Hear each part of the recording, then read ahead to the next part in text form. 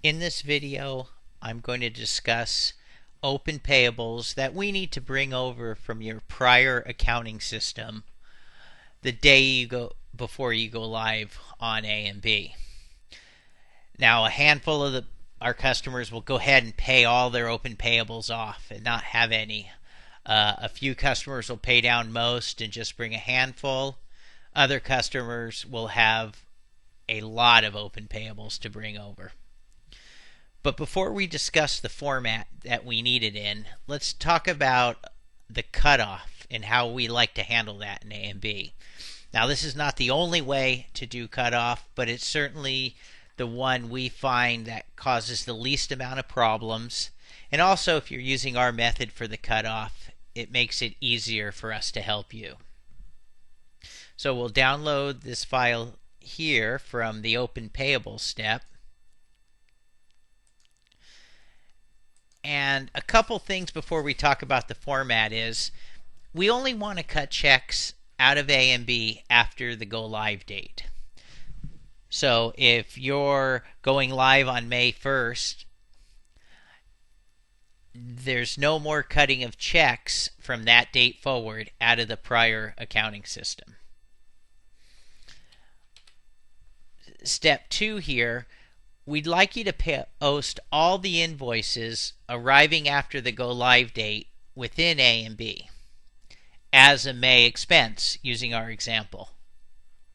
So if April invoices come in sometimes between May 1st and your cutoff date in May for April, we'd like you to post those in A and B as a May expense. Then our customers will set those invoices aside, maybe put them all in a folder. Once they've decided to cut off April and they're no longer interested in recording those April expenses in April, we create a journal entry that will be posted in the prior accounting system in the month of April. We'll create a second journal entry here in step 5 that will reverse that accrual.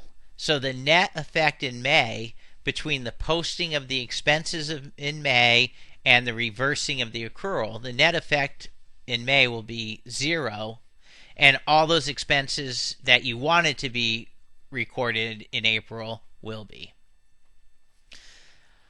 Down below here you'll see the actual example of the format that we need the import to be in.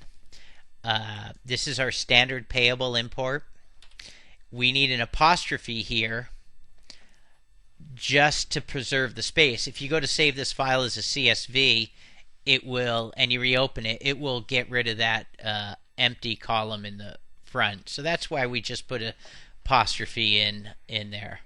Then the vendor name, joint payee. This would be if you're writing a joint check.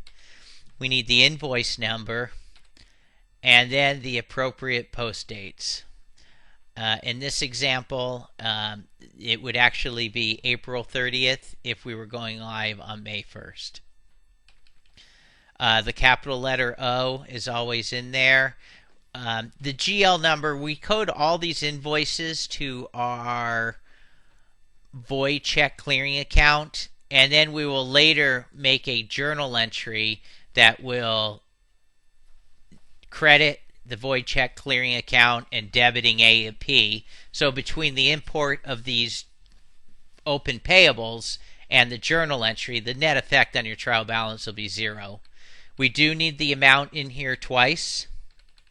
Transaction description, describing why these are coming in. These we're going to leave blank. You only fill these in if you're importing paid payables.